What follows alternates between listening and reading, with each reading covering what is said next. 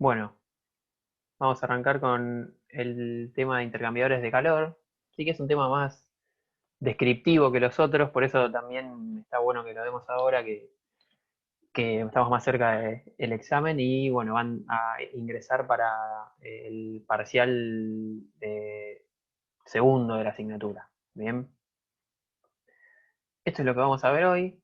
Vamos a arrancar con claramente los intercambiadores de calor. Vamos a hablar de condensadores y de evaporadores.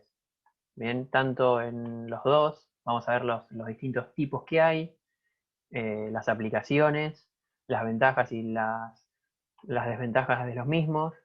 Sí, algo que está bueno para ver es que ya estuvimos comentando en clases anteriores, el control operacional de los condensadores, es decir, cómo se puede hacer para que el sistema mantenga una presión de condensación. Bien. Y en el tema de los evaporadores, además de los tipos, vamos a ver un poco de la selección, que es algo importante y que se va a relacionar con las clases que siguen, que vamos a tener con Edu, y hablar un poco del descongelamiento, que también lo estuvimos hablando, pero vamos a seguir con el tema. Bueno, condensadores. Como ustedes ya saben, a, a esta altura, digamos, el condensador es un intercambiador de calor en el cual se va a disipar la energía que se absorbió en el evaporador más la que se le incorporó al refrigerante en el proceso de compresión. ¿Bien? Y generalmente, generalmente no, siempre va a tener una parte de sobrecalentamiento, digamos, porque lo que ingresa es vapor sobrecalentado, luego una parte de condensación y generalmente ahí sí, una parte en la cual se subenfría ese líquido. Bien, a grandes rasgos en el diseño de los condensadores se supone que un 5% de la superficie está destinada a desobrecalentar el vapor, el 85% a condensarlo, ¿sí? Y el 15% de la última parte a subenfriar ese vapor. ¿Bien? También otra cosa que hay que tener en cuenta en el diseño de un condensador que nos excede a nosotros, ¿no? Es que la tasa de condensación no es constante, porque en un inicio hay mucho vapor, condensa con facilidad, pero cuando empieza a aparecer líquido, digamos, como que le quita superficie de contacto y la condensación cada vez es más lenta, ¿bien? Porque el líquido, si se quiere de algún modo, le saca superficie de intercambio al vapor. Y algo para agregar es que en el condensador, ¿sí? El esquema este es para un evaporador o una instalación, ¿sí? No central, digamos. En el caso de que uno tenga varios evaporadores, la energía que se disipa en el condensador es la que se absorben todos los evaporadores. ¿Bien? Por eso es que aparece una sumatoria. Bueno, tipos. Están los enfriados por aire.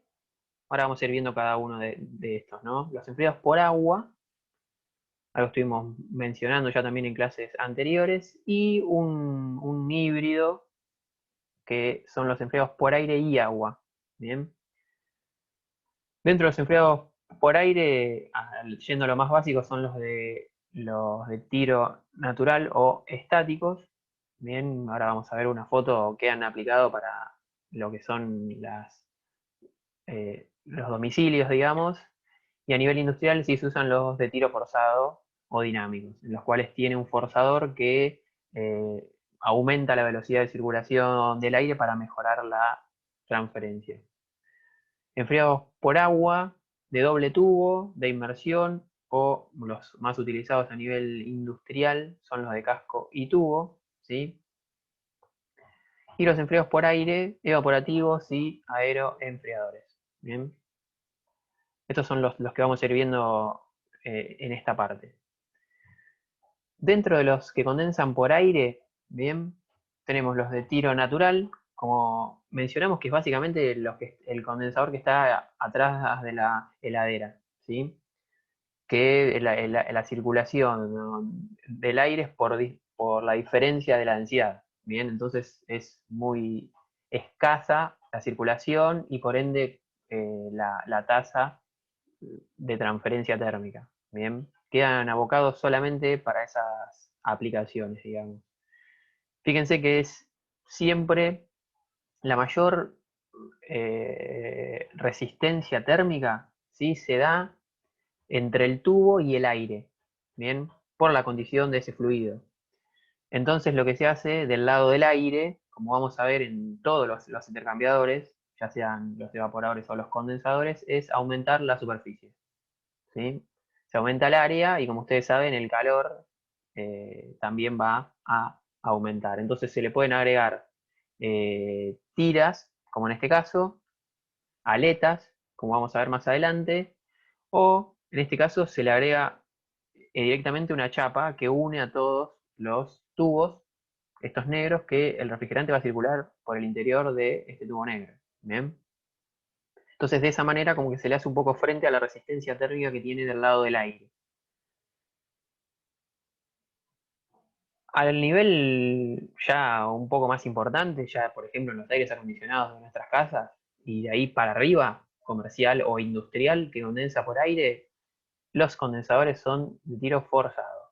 Bien, es decir, van a tener forzadores o ventiladores, dependiendo de la configuración que tenga el fabricante, la cantidad de los mismos, que aumenten la velocidad, ¿sí? Para mejorar el U. Y eso va a hacer que mejore la transferencia térmica. Los condensadores en general se diseñan, y como vamos a ver ahora en un rato una hoja técnica, para que estén a los cuatro vientos, digamos. Es decir, la ubicación de este tipo de condensadores es en los techos, por lo general, expuestos a la intemperie, ¿sí? Que en lo posible que no estén cerca de ninguna pared, ni restringido nada, para que el aire circule en todos los sentidos, ¿sí? Y un poco de lo que ya hablamos, ¿sí? El refrigerante va a ir por el interior de los tubos, que en el caso que sean los freones, obviamente va a ser cobre, ¿sí? O aluminio, en algunos casos de un tamaño un poco menor, y acero para lo que es amoníaco, ¿bien? Y siempre se le agregan aletas, por lo general de aluminio, que se unen firmemente a estos tubos para aumentar la superficie, ¿bien? Como dijimos. Generalmente tienen más de un ventilador, dependiendo del tamaño. Y les comentaba,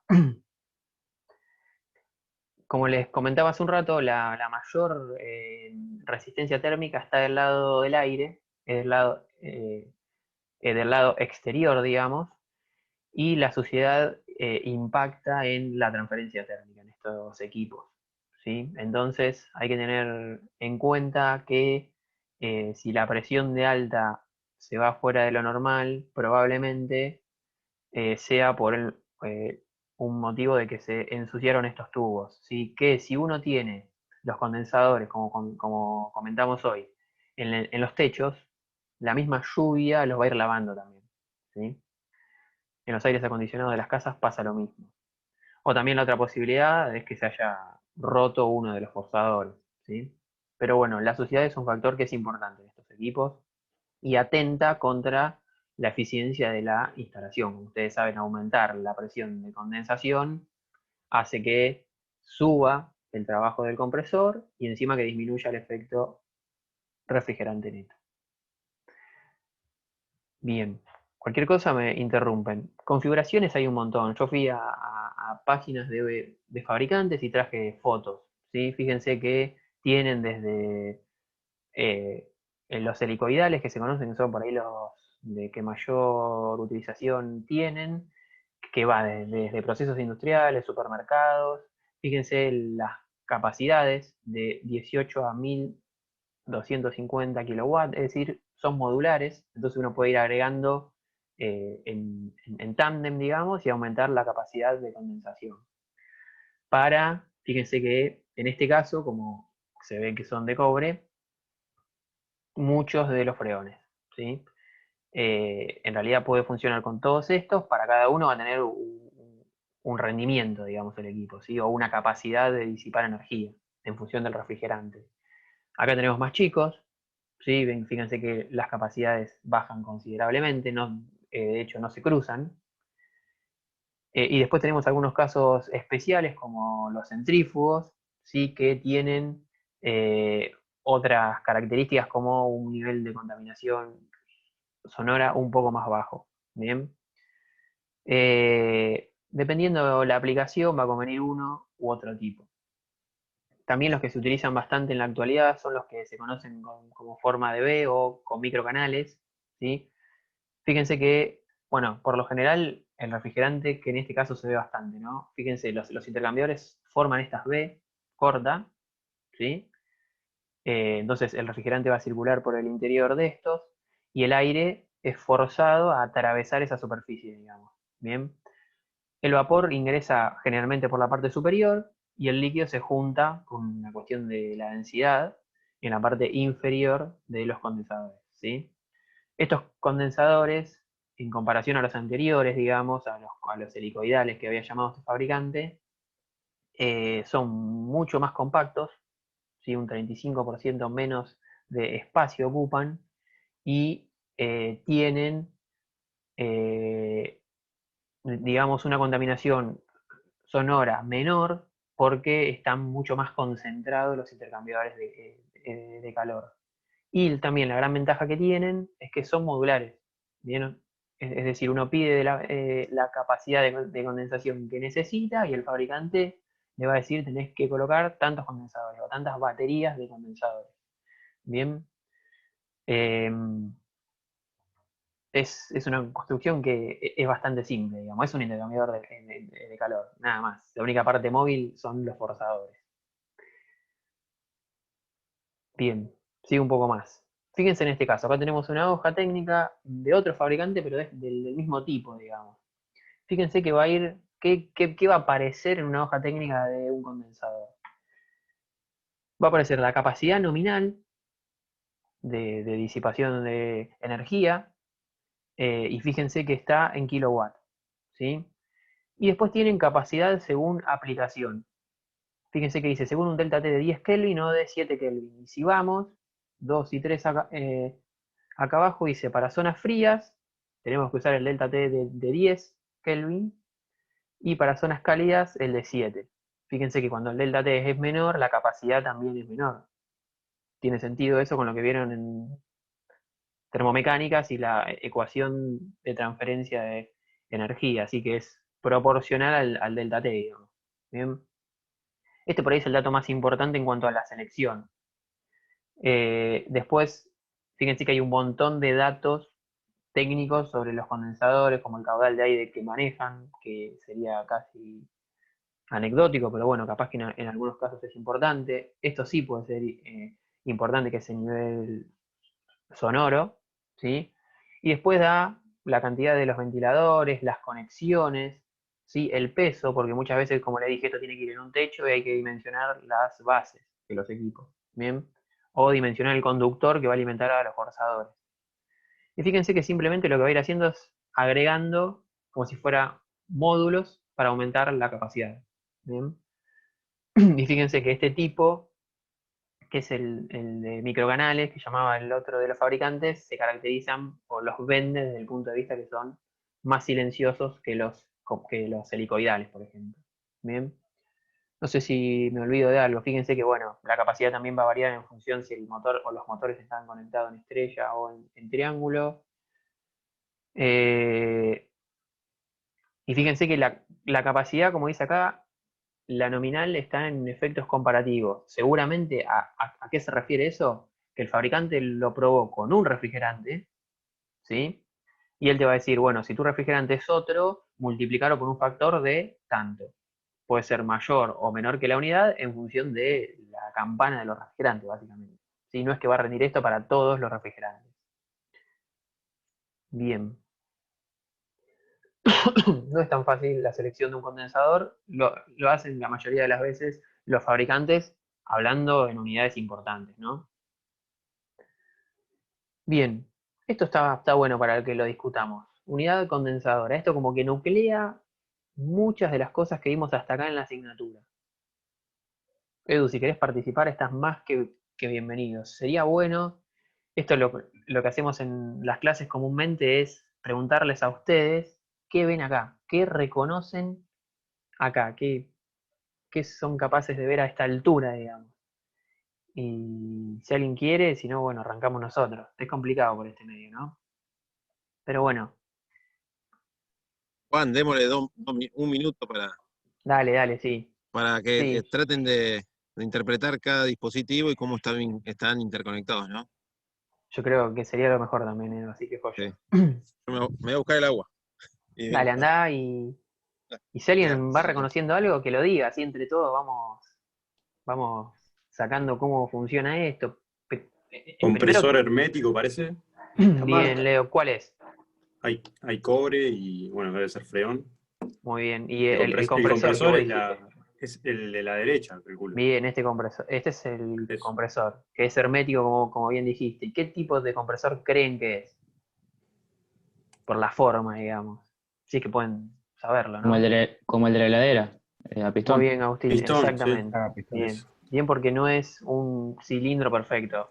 Eh, Recuerden que los otros, ¿sí? El scroll, era un tubo, un cilindro. En este caso es un compresor a pistón hermético. Muy bien, y como dijo Leo, esta instalación va a trabajar con un freón. Bien, ¿qué otra cosa hay? Vamos a estar el condensador atrás, sería. Bien, bien, Tiro Tubo, forzado. claro, con un forzador, muy bien, o con un tiro forzado. ¿Qué otra cosa pueden ¿Ese reconocer? tubo que es el recibidor o...? Este, Sí. y fíjense que es la salida del condensador, o una de las salidas, digamos, no sabemos si es la entrada o la salida, pero sí, ya lo spoileé alguna manera, y es un tubo recibidor, exactamente. Es claro. un recipiente en el cual se va a acumular el líquido, digamos. Cartucho negro es un filtro, puede ser. Bien Lautaro, como para unirlo con esto, si acá tenemos un recibidor, esto va a tomar líquido, y esto es un filtro de la línea de líquido, ¿sí? ¿Se acuerdan que la principal función de este filtro era retener el agua que tenía el sistema y obviamente también alguna impureza porque posterior acá, ¿para dónde va el refrigerante? Al evaporador. Pero previo al evaporador,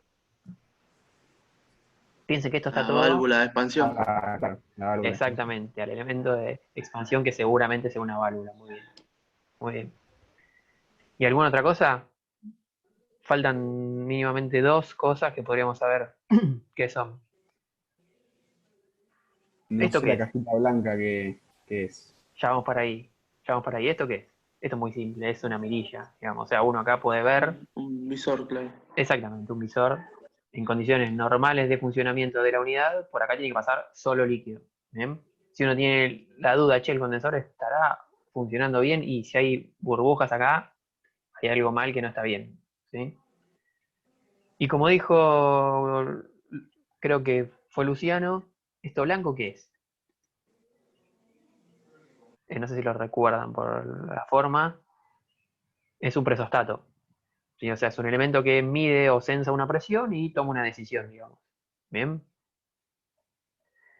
Bueno, ¿y qué nos falta ver? Acá tenemos una cañería que está interrumpida, digamos, y acá tenemos otra. ¿Cuál es esta y cuál es esta? La última es la entrada del evaporador, me imagino. Esa que Bien, está esta, señalando. como bien dijimos, esta sale líquido, va a ir al elemento de expansión, pasa por el evaporador y,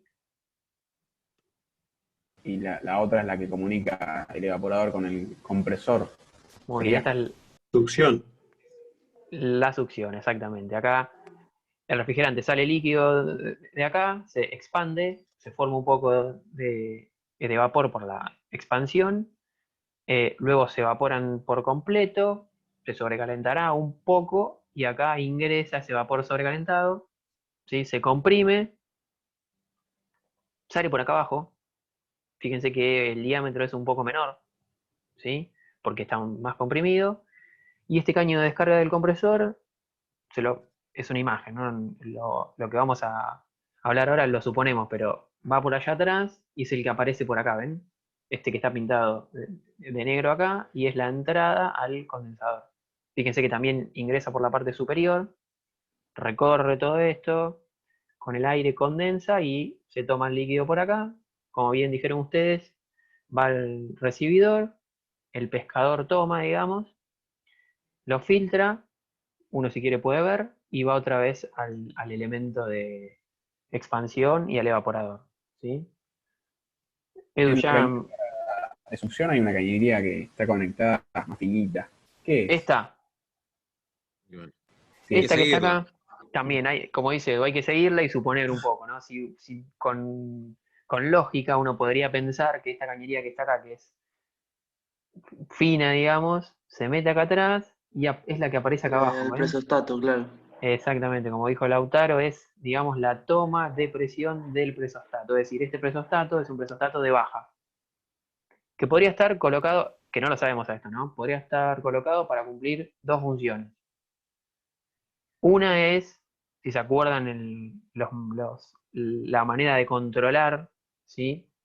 A los compresores que vimos con Edu en las clases anteriores, una era el control por presión, ¿sí? Entonces, uno puede este presostato ser un presostato de funcionamiento del compresor, digamos. Cuando esa presión asciende, arranca el compresor de un cierto valor que se ajusta, digamos, y cuando desciende, no sé si se acuerdan de esa clase, pero hablar de la presión de evaporación es indirectamente hablar de la temperatura de la cámara. ¿Sí? Entonces, cuando la cámara está llegando a la temperatura que se desea, digamos, la presión la va siguiendo y llegado a un cierto valor, el presostato puede indicarle al compresor que pare. ¿Sí? Y la otra posibilidad es que sea un presostato de seguridad. Así que si esta presión, por alguna anomalía, digamos, lo anterior era un funcionamiento normal. Ahora, si es un presostato de seguridad que mide la presión de baja, si por alguna razón, falta de refrigerante o bloqueo del evaporador o el mal funcionamiento de la válvula, esa presión se va muy por debajo, por seguridad saca de servicio al compresor. ¿Sí? Y fíjense que tenemos una válvula de aislamiento acá y otra acá. ¿Bien?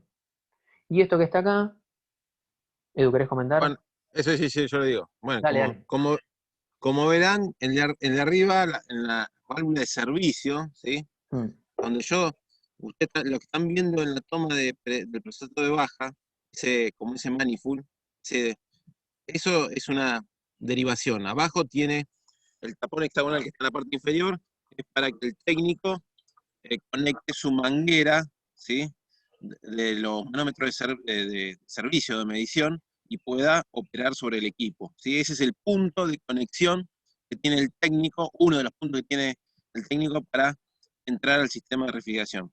Y el capuchón negro, ¿sí? Que uno si lo desenrosca puede tener acceso a un vástago, generalmente cuadrado, ¿sí? Para reducir el seccionamiento de la válvula, ¿sí? Y interrumpir el ingreso de refrigerante al compresor. Son válvulas de aislamiento. Fíjense que en la descarga del compresor también tenemos la misma idea, ¿sí? El capuchón negro es un protector del vástago, abajo hay un cuadrante que con una llave mecánica específica para eso se opera como si fuera una válvula, una llave de paso. Y lo que tengo ahí es, no se ve bien en detalle, pueden ser dos cosas. Lo que se ve ahí es un presostato, pero no es un presostato ajustable, es un presostato de seguridad. Es una pastilla que está comunicada con el refrigerante, ¿sí? Y ya tiene un valor fijo de presión, ¿sí? Donde cuando la presión de descarga del compresor excede, ¿sí? Cierto nivel para cubrir a la máquina, saca de servicio, es como si fuera un bimetálico, ¿sí? Pero si fuera un bimetálico sería un termostato, ¿sí? En este caso, fíjense que está justo en un conector, está enroscado, ¿sí? Y es un switch que no, es un presostato que no admite regulación alguna, y lo que hace es normal cerrado, y cuando opera y actúa por una presión mayor a la que está seteada, pasa a estar abierto y comunica una señal de seguridad, ¿sí? También pueden encontrar algún tipo de sonda de temperatura en la descarga del compresor, ¿sí? Claro. Obviamente, las dos variables, si bien hay sobrecalentamiento y ya no va de la mano la presión del condensador con la temperatura, también eh, eh, puede representar una temperatura anormal en la descarga del compresor, ¿sí? Esto está para proteger generalmente cuando el día es muy caluroso y la temperatura del medio condensante está muy alta. Si ese ventilador, ese forzador que está en el condensador falla, no está trabajando y la presión del condensador se va hacia arriba, O si se bloquea por mugre el condensador. por mugre. Y generalmente el presupuesto que están viendo abajo, las posibles problemáticas que puede cubrir es una faltante refrigerante que como consecuencia, si están hablando como seguridad, ¿no? Una faltante refrigerante que en estos sistemas autocontenidos tienden a descender la presión de evaporación porque no hay tanto refrigerante líquido en el sistema, ¿sí? O una obturación en el elemento de expansión que también si se estrangula o alguien lo obtura, ¿sí? Un filtro tapado o una basura que llegó a alojarse en la expansión, bueno, todas esas consecuencias que son bajas de presión excesivas, lo detecta un presupuesto de baja y saca de servicio la máquina por una cuestión de seguridad, nada más. Nada más. Bien, muy bien. ¿Se entendió esto? Está bueno porque como que nuclea varias clases, digamos, ¿sí?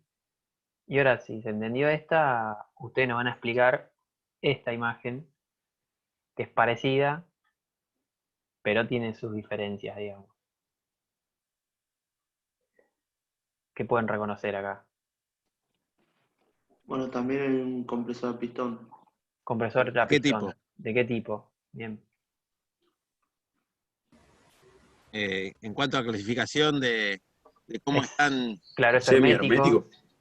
semi-herméticos. Bien, bien Leo. Fíjense Entonces que, es un freón. Y aparte se dan cuenta por los tubos de cobre que es un Sí. freón. Estas son todas unidades del segmento comercial, ¿no? Son equipamientos que se utilizan en heladeras o en cámaras comerciales, ni residenciales ni industriales. ¿Sí? ¿qué otra cosa ven? Dale, Edu, si querés esta te la dejo en una hora más. Debe haber ahí dos manómetros de baja y de alta. Sí.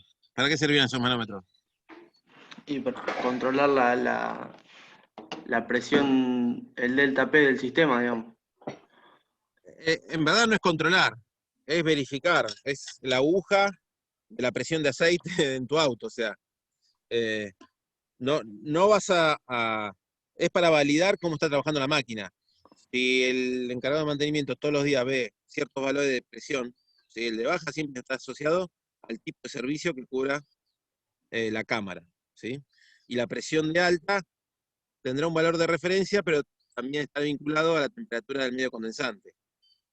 Pero de alguna manera es la vigilancia que se hace sobre la máquina es validar la posición de esos manómetros. Y si hay algo anormal, esos manómetros indicarán de alguna manera a grandes rasgos dónde está la problemática. Si el inconveniente está en la parte de baja presión, el que modificará su valor será el de la izquierda, que está solidario a la succión del compresor, y el manómetro de derecha está solidario a la descarga del compresor, al lado de alta. Entonces, el técnico, de alguna manera, es como su termómetro, su estetoscopio adentro de la máquina. De ahí en más va a empezar a hurgar y a tratar de identificar dónde está el problema en sí. Además de eso, ¿qué ven?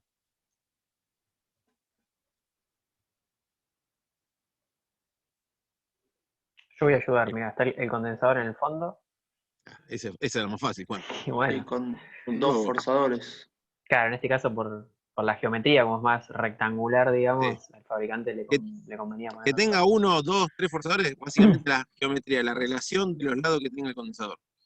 Si es un cuadrado, puede ser un solo ventilador. Si es un rectángulo, tendrá que poner N ventiladores para cubrir de mejor manera el área de transferencia. ¿Y esto que está acá qué es? Un punto rojo. Bien Edu, pero lo que está atrás del punto rojo. Y ahora como que entra en la duda porque hay otro tacho acá. Pero fíjense que uno, observando un poquito más, uno está aislado y otro no. El negro puede ser que sea de aceite. ¿Y en dónde estaría si es el aceite? ¿En la entrada o en la descarga del compresor?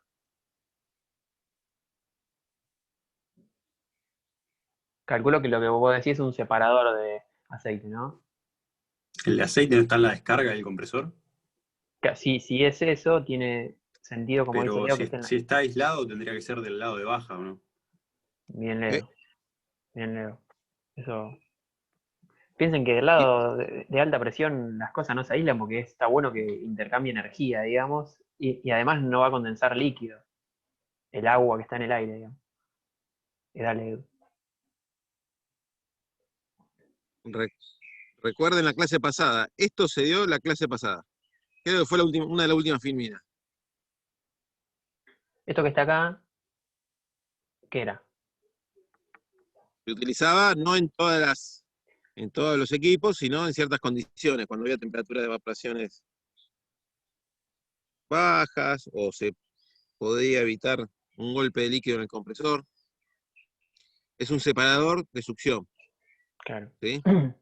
Separa las posibles porciones de refrigerante líquido que pueden llegar al compresor. Fíjense en que está vinculado a la cañería de succión del compresor, y fíjense en que, Juan, que ahí en esa cabeza, esa es la válvula de servicio de succión del compresor. Sí. Fíjense que está pintada, la parte inferior está el vástago, o lo que cubre el vástago de la válvula, para permitir el seccionamiento del circuito en este punto. El gas refrigerante entra al compresor, ¿sí? Refrigera el motor, además de complementar ese aletado que tiene para disipar calor el motor del compresor, y en baja presión llega al lado izquierdo del compresor, donde están los elementos de los pistones. ¿Mm? Y esta que está acá es el otro lado del compresor, digamos. La descarga, ¿sí? Que tiene también una válvula como a la entrada. Bueno, esta cañería acá se confunde un poco, pero seguramente es la que ingresa al condensador.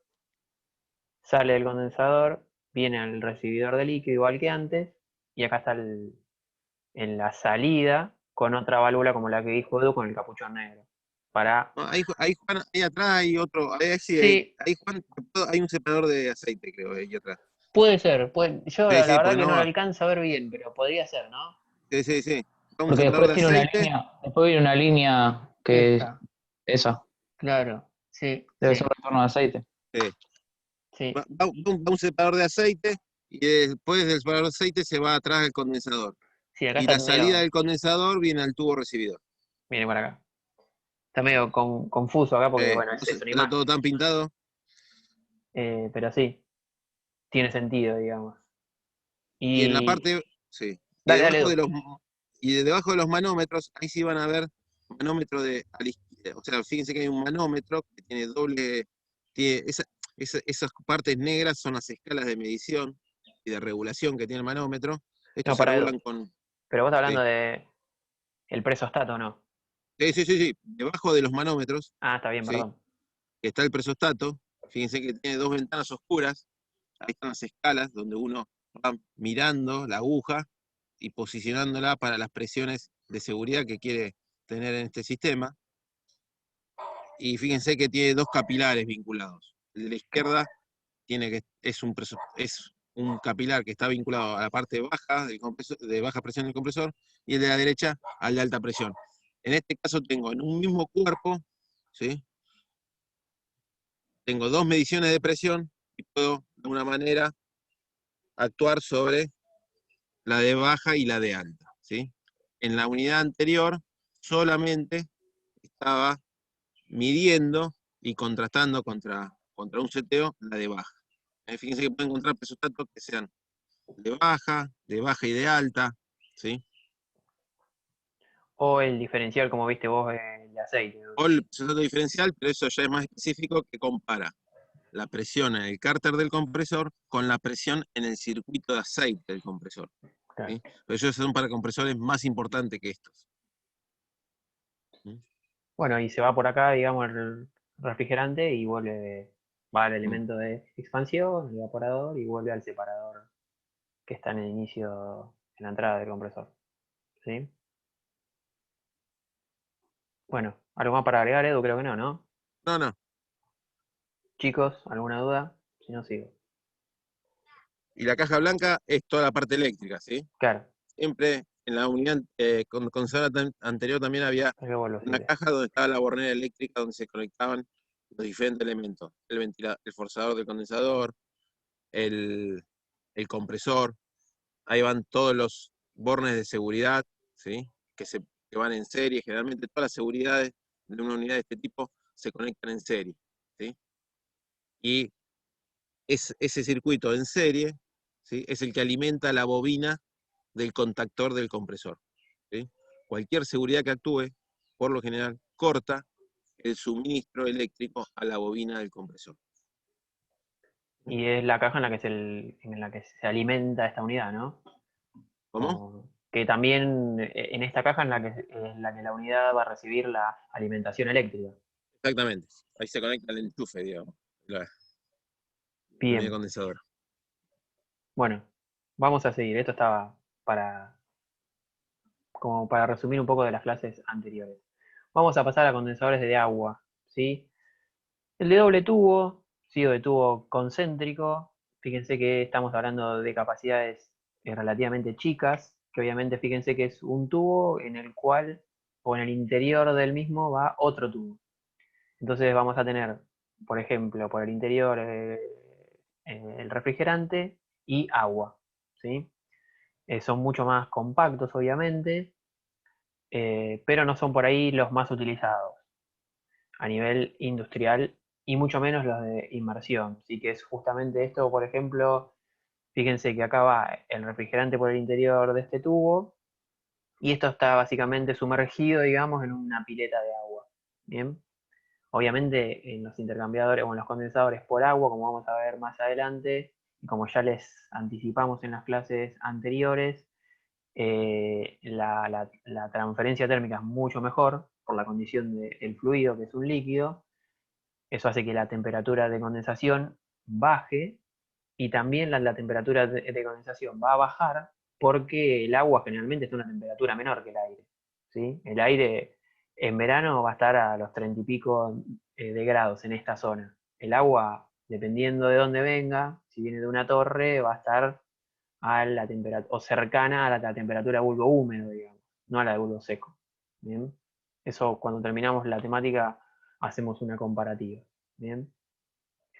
Pero a nivel industrial, obviamente los más utilizados cuando uno habla de unidades que condensan por agua, que son unidades grandes, porque condensar por agua implica una complejidad del sistema, ¿sí? Entonces se justifica cuando la escala es grande.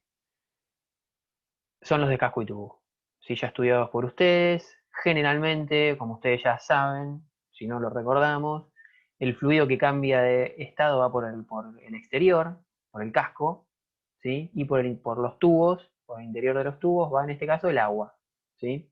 Fíjense que, y el refrigerante también va a ingresar por la parte superior, por una cuestión de densidad también. Se pone en contacto con los tubos, que están fríos porque por el interior va a circular agua, y va condensando y se sale el refrigerante. ¿Bien? Y en este caso, a contracorriente, tenemos la circulación de agua.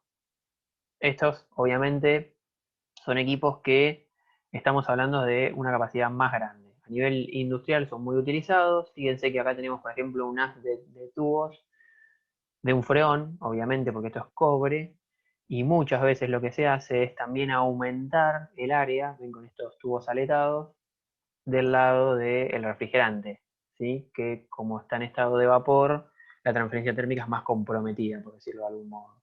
¿Bien? Y esto en lo que es freones, ¿no? Es un medio de condensación muy utilizado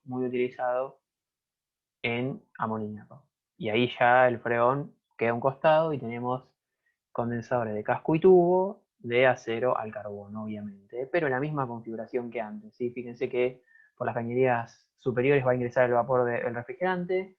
Acá tenemos las condiciones de agua. En este caso hay dos en paralelo, digamos, fíjense que viene y se divide el caudal de agua tanto a la entrada como a la salida, y por la parte inferior se va a juntar el amoníaco condensado y se retorna a la instalación, ¿sí?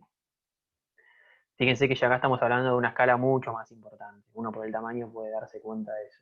Pero bueno, esto para que vean un condensador, una imagen aunque sea de un condensador de amoníaco, de casco y tubo. No es la única posibilidad. Como vamos a ver más adelante, hay más. Bien. Hojas técnicas. Si es muy simple, una hoja técnica de un condensador. Fíjense que en este caso estamos hablando de freones probados con R22. Y fíjense que el fabricante brinda las condiciones de los fluidos que están intercambiando energía, digamos, ¿sí? La temperatura de entrada, la de condensación, ¿sí? Las de entrada y de salida del agua, ¿bien? Y en función de eso va a dar la capacidad en kilowatt que tiene este equipo. Para R22, si uno necesita saber para otro refrigerante, otra vez, el fabricante seguramente va a tener una tabla de conversión con factores que multiplican esta capacidad. Y el resto son todos datos técnicos. Las dimensiones, las conexiones, el peso que tiene el equipo, pero es muy simple, ¿sí? Esto generalmente en equipos grandes, como dijimos, lo hace una persona que, los fabricantes de estos equipos, que la tienen muy clara con el diseño, digamos. Y también son utilizados los intercambiadores a placas con agua, ¿bien? Que como ustedes saben, ya a esta altura son intercambiadores de calor formados por placas, por eso viene el nombre, en las cuales va a ir intercaladamente, van a ir circulando los dos fluidos que se quieren intercambiar energía. La ventaja que tienen estos tipos de intercambiadores es la gran turbulencia que manejan en los fluidos, eso hace que la transferencia térmica sea muy alta, y por otro lado son mucho más compactos que por ejemplo los casco y tubo, ¿sí? Eso hace que pudiendo llegar a la misma capacidad, en algunos casos con un volumen hasta 5 veces más chico. Y tenemos soldados, ¿sí? Que son equipos herméticos, digamos, que no tienen ninguna inconveniente, digamos, para soportar los valores de las presiones de condensación, o los que son conjuntas, que obviamente ahí ya es un poco más acotado. Creo que viene, fíjense que también siempre es lo mismo, la capacidad de intercambio de energía en función de cada uno de los modelos, la presión que soportan los modelos, y bueno, ya después más características técnicas. Bien, obviamente son equipos un poco más costosos, digamos, los soldados. Y hay un híbrido, digamos, que está en el medio de los dos, en los cuales las placas van soldadas de a pares, ¿sí? Entonces por esas placas soldadas se hace pasar el refrigerante que está a alta presión, y por la que sigue se hace pasar el agua, digamos, ¿bien? Y esos pueden funcionar sin ningún drama con amoníaco, por ejemplo, y se construyen en acero inoxidable también. La gran turbulencia que tienen estos equipos, como ya saben ustedes, hace que el tema de la suciedad no sea tan importante, porque si bien el espacio de circulación que tiene ese fluido es poco, por eso tiene una gran velocidad y asociada a una turbulencia, esa turbulencia va haciendo que los depósitos no se formen con tanta facilidad, digamos. ¿Bien? Bueno, ahora el problema en este tipo de intercambiadores o de condensadores con agua es, bueno, ¿y el agua qué se hace? ¿Sí? Porque uno puede obtener agua de pozo a 18 grados, hacerla pasar por un intercambiador de calor, y después ¿qué hace? ¿Sí? No la puede desechar y volver a tomar agua de pozo, porque estaríamos tomando una gran cantidad de agua, digamos, causando un gran impacto en el ambiente, digamos. Entonces, generalmente, ese agua se tiene un circuito cerrado, como ya saben, como ya vimos en termodinámica, como vimos en máquinas térmicas, en el que se la enfría, por ejemplo, en una torre de enfriamiento, ¿sí? Que es un equipo, como ya saben, Fíjense que básicamente acá puede haber dos tipos de contacto indirecto, por ahí es el más común, en el cual ingresa el agua que viene del intercambiador de calor a una temperatura alta, ¿sí? Circula por el interior de este haz de tubos o de este tubo, digamos, y por el lado exterior va a haber un rocío de agua, ¿sí? Que con una circulación de aire ese agua se va a evaporar, porque este aire no está saturado, entonces va a tomar el calor latente de vaporización del refrigerante, de el agua, perdón, que está en el interior de este tubo. Entonces eso va a hacer que la temperatura de descarga del agua de la torre sea más baja, bastante cercana a la temperatura de bulbo húmedo del aire, ¿sí? Esto es lo mismo, pero básicamente acá el agua, digamos, se la pone en contacto directo con el aire. ¿Bien? Acá podemos tener algún tipo de contaminante en el sistema, digamos. Y como ustedes ya saben, todos los inconvenientes que vienen asociados con las torres, con las temperaturas, la formación de hongos, de sarro, ¿sí? Por eso es que no son tan simples los sistemas de condensación por agua. Pero hay otras posibilidades. Una posibilidad es, en vez de enfriar ese agua que se calentó en el condensador en una torre de enfriamiento, hacerlo en lo que se llama un aeroenfriador, que es básicamente un radiador en el cual va a ingresar el agua que se calentó y se la va a poner en contacto con el aire, sin mojarla, digamos, a los tubos por el lado exterior. Eso, por un lado, está bueno porque no tiene los inconvenientes de la formación del sarro, de la legionela, que por ahí es el inconveniente que tienen las torres de enfriamiento, pero obviamente la temperatura de salida del agua en este caso va a estar por encima de la de bulbo seco del aire. Es decir, es más alta, no va a tener el mismo rendimiento la instalación. Si bien estos equipos tienen todas estas ventajas, que no generan sedimentos, como dijimos, porque los tubos están secos, obviamente son mucho más simples, no hay un consumo extra de agua, que las torres sí que lo tienen, porque ese agua se va a ir evaporando, como dijimos, entonces hay que reponerla. Si bien es un consumo bajo, existe un consumo de agua, no está en contacto con nada ese agua exteriormente, entonces no hay que agregarle ningún aditivo. Y bueno, son mucho más simples, más baratas, pero no están buenos desde el punto de vista de la eficiencia, ¿sí? Generalmente en las instalaciones más grandes se usan torres de enfriamientos o el tipo que vamos a ver ahora a continuación, ¿sí? Que son los evaporativos. Esto sería como un híbrido, fíjense que son de aire y agua, ¿sí? Evaporativos, básicamente funcionan como si fueran una torre de refrigeración, pero en el interior de la torre, por este tubo, en vez de pasar agua, pasa el refrigerante directamente, como que se acorta la transferencia de energía. Antes el refrigerante calentaba agua y ese agua se llevaba a la torre. Bueno, ahora directamente el refrigerante va hasta la torre, ¿sí? Entonces, fíjense, de la salida del compresor, ¿sí? Ingresa a esta torre de enfriamiento, básicamente, porque es eso. ¿Sí? Fíjense que en la primera parte va a tener una parte de sobrecalentamiento, en la cual se le baja bastante la temperatura al refrigerante, para que cuando llegue acá la temperatura sea un poco más baja, y eso ayuda a no formar sarro sobre estas cañerías y a que no se desarrollen algunos microorganismos, ¿sí? Entonces, el refrigerante va a circular por el interior de este tubo, salido acá va a ser, va a estar en estado líquido y va al recipiente recibidor de líquido, ¿sí? Y igual que antes, sobre estas cañerías se rocía agua que al ponerse en contacto con aire no saturado, se evapora y, y enfría el refrigerante, ¿sí? Estos son mucho más eficientes, como vamos a ver ahora. ¿Bien? Tienen la contra de que se va a formar sarro, como dijimos. Generalmente la entrada de aire es por la parte inferior y la salida por la parte superior. Y como dijimos, la transferencia es mucho más directa porque va directamente de lo que se enfría acá es el refrigerante, directamente. Este es el condensador. el condensador se lo incorporó adentro de una torre de enfriamiento. Acá tenemos una imagen de este tipo de condensadores, ¿sí? El refrigerante va a ingresar por acá y sale por acá abajo, condensado, digamos.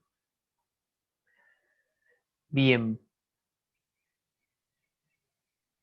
Controles operativos. ¿Alguna duda hasta acá? Creo que no me olvido de nada.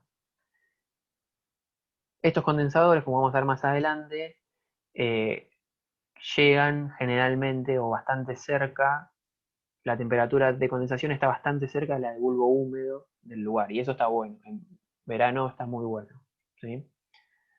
Va a hacer que la instalación sea más eficiente y rinda más también. Controles operativos. Obviamente, como vamos a ver con Edu, las dos clases que viene, uno, como cualquier proceso de diseño, se va a parar en la peor condición, ¿bien? Porque el equipo, la instalación va a tener que ser, va a tener que funcionar en la peor condición a la cual sea expuesta, digamos. Pero la mayoría de las veces no va a estar en esa condición, ¿sí? Entonces, si uno diseña la capacidad de condensación para esa peor condición, la mayoría del año no va a estar en esa peor condición y puede ser que la tasa de condensación sea mayor que la que querramos, ¿sí? Y eso va de la mano con que la presión de condensación sea menor que la que quisiéramos. Entonces, de alguna manera, vamos a ver que hay algunas formas, ya vimos, las mencionamos hace unas clases, como controlar la presión de condensación, digamos. Si bien desde el punto de vista de la eficiencia está muy buena que sea baja, tiene que tener un límite hablando desde el punto de vista operativo. Para evitar, como dijimos, que esta presión de condensación sea muy baja, que eso puede darse en dos situaciones. Una en las cuales estemos en un clima que es templado, es decir, que hay mucha variación en el año, y otra que la instalación tenga mucha variación en la capacidad. ¿Bien? Para el momento que trabaje a una carga baja, vamos a tener que tener un control operativo sobre el condensador. Y básicamente se puede hacer de dos maneras este control en los condensadores. Controlar el caudal de aire, en el caso de los condensadores por aire, controlar el caudal de agua, en los condensadores por agua, y otro método también podría ser, aunque no es tan eficiente, inundar una parte con refrigerante líquido del condensador, entonces le sacamos área de intercambio. ¿Bien? Eso está bueno, porque es una solución que parece simple, pero no está bueno desde el punto de vista de la eficiencia, ¿sí? Y básicamente, ¿cómo podemos controlar los refrigerados por aire y por agua? Ya a esta altura van a ver que son simples. Básicamente lo que mencionamos en otras clases. Si tenemos algún tipo de condensador refrigerado por aire con varios forzadores, bueno, podemos ir apagando esos forzadores, ¿sí? De modo que la presión se establezca en el valor que se estipuló como mínimo, ¿bien? Existe la posibilidad de que esos forzadores estén equipados con variadores de velocidad, ¿sí? Un variador de frecuencia, como vimos en los compresores. Se pueden utilizar persianas para regular el flujo de aire, entonces tapar parte de los condensadores, o como dijimos, inundar parte de la superficie con un refrigerante que haya en exceso en el sistema, ¿sí? Entonces el sistema va a tener que tener algún recipiente para acumularlo cuando no esté ahí en el condensador. Si no es tan simple este último punto, pero la teoría dice que también está esta posibilidad. Y en los refrigerados por agua podemos básicamente modular el caudal de agua que circula por los forzadores, por ejemplo, con una válvula motorizada, ¿sí? Que obviamente va a tener que estar comandada por un controlador, o también actuando sobre la bomba que mueve el agua. Básicamente lo que se varía es el caudal de agua que circula por el condensador. Y en los evaporativos, que es el último tipo que vimos, que era como si fuera una mezcla de los dos, se puede controlar la bomba de agua, por un lado, ¿sí? Y también los ventiladores, ¿sí?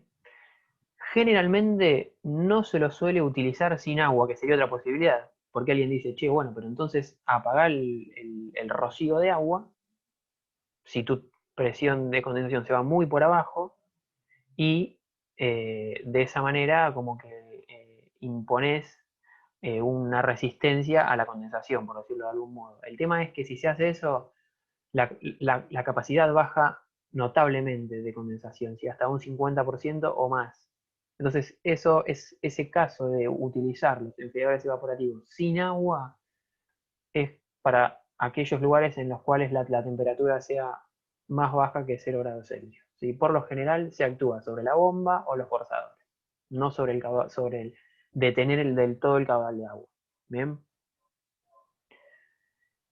Bueno, y para cerrar el tema de condensadores, tenemos una tabla comparativa, ¿sí? En las cuales vamos a ver los 3 tipos básicos que vimos: condensadores por aire, condensadores por agua con una torre de enfriamiento y los evaporativos, ¿sí? Fíjense que en este caso se toma que la temperatura del aire, o sea, para un día que hace 35 grados, con una humedad relativa tal que la temperatura de bulbo húmedo sea 25,5, ¿sí? Puede ser un día de verano en un lugar medianamente seco. Y bueno, fíjense que acá ya empiezan a dar datos. Para la misma capacidad de condensación, fíjense, el caudal de aire que manejan, obviamente los condensadores por aire es más elevado, 570 litros por segundo por cada tonelada de refrigeración. El caudal de agua que va a manejar, el de aire es cero, ¿sí? Y estos, fíjense que en el caso de la torre de enfriamiento, el caudal que maneja es más importante. Pero fíjense este parámetro acá que es muy importante, la temperatura de condensación. Acuérdense que la eficiencia de la instalación y la capacidad de remover energía del evaporador va directamente relacionada con esta temperatura. Mientras más baja sea, el COP va a ser más alto y además el efecto refrigerante neto es mayor, entonces la instalación rinde más, ¿sí? Y acá sale perdiendo claramente el de aire, porque tiene un delta T, obviamente, con la temperatura del aire ambiente. Y fíjense que el que es más eficiente desde ese punto de vista es el evaporativo. Logra la menor temperatura de condensación, ¿sí? La más cercana a la temperatura volumen. Y en cuanto a la potencia que consume el compresor, fíjense que si se toma como referencia el evaporativo, que es el más eficiente, la misma instalación o la misma capacidad, digamos, va a consumir un 10% más de potencia en el compresor para retirar la misma energía de los evaporadores y un 30% más en las instalaciones que condensen por aire, que obviamente son mucho más simples, mucho menos complejas, más baratas desde el punto de vista del costo inicial, pero el costo operativo de esa instalación va a ser mayor. Bien. Edu, ¿querés agregar algo? Yo estaba viendo los datos, estaba tratando de comparar las columnas para sacar un tipo de análisis. El primer análisis que hago es que una fuerza impulsora de 10 grados se da en los 3 casos, ¿sí? Entre la temperatura del medio condensante y la temperatura de condensación, ¿sí? Fíjense que son 35 contra 46, 25 y medio contra casi 38, 25 y medio contra 35, o sea, no es loco pensar, si uno no lo sabe, una fuerza impulsora en el condensador de 10 grados aproximadamente, ¿sí? Y después es evidente, por esta filmina me contesta la pregunta, ¿sí? ¿Por qué todas las instalaciones importantes condensan con agua? ¿Sí? Si no tengo, o sea, si tengo recursos hídricos para obtener agua de refrigeración, a gran escala, donde el costo de la energía se evalúa y aparte por el tiempo de funcionamiento de esa instalación, amortiza en forma más rápida toda la sobreinversión que amerita las 2 columnas de la derecha, ¿sí? Eso se hace evidente y van a ver que toda instalación de amoníaco es importante y de freón también, pero es raro el freón porque el freón también tiene otras limitantes, o sea, es como que el costo también y las propiedades termodinámicas lo limitan, pero instalaciones grandes son condensadas por agua, listo. Acá está la respuesta. Grandes rasgos es esto. Es un poco más de plata en inversión, pero fíjense que el costo operativo, el COP, ¿sí? El ahorro energético que se logra es muy interesante. Nada más. Perfecto, Edu. Bien. Bueno, vamos a pasar a evaporadores ahora, que es el otro de los intercambiadores de calor. Si alguien tiene alguna duda o algún comentario, nos avisa como siempre. Evaporadores. Bueno, una definición es un equipo que tiene la misión, como ustedes saben, de retirar la energía de la cámara o del espacio que se requiera mantener una temperatura menor que la del ambiente. Obviamente, como ustedes saben, es el sector en donde el refrigerante se va a evaporar, justamente como su nombre lo indica, que es lo que dice acá. Y los evaporadores vamos a ver que también se van a clasificar según el medio que enfrían, es decir, hay evaporadores de aire, de agua, el tipo de construcción y la temperatura de operación. La temperatura de operación, como siempre, va a estar metida en la mayoría de los, en la selección de los equipos. ¿Sí? Va a haber evaporadores para baja temperatura de evaporación, para media y para alta. ¿Sí? Evaporadores de agua, ¿sí? Generalmente, obviamente que no se utiliza agua solo, ¿sí? Sino que se va a aditivar con alguna sustancia que le cambie su punto de fusión, ¿sí? Puede ser algún tipo de salmuera o algún alcohol, ¿sí? Para tener agua a una temperatura cercana al cero o por debajo sin correr el riesgo de que te congele. ¿Bien? Otra vez, ahora en escala van a aparecer los de casco y tubo igual que antes, ¿sí? El agua por el interior y el fluido que está cambiando de estado por el casco o por el exterior de los tubos, ¿sí? Y son los que se usan a escala más grande, como dijimos.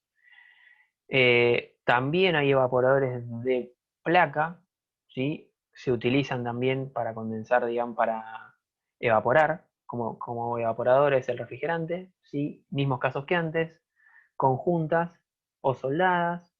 Y no me acuerdo si en esta o en la diapo que seguía, tiene algo para comentar.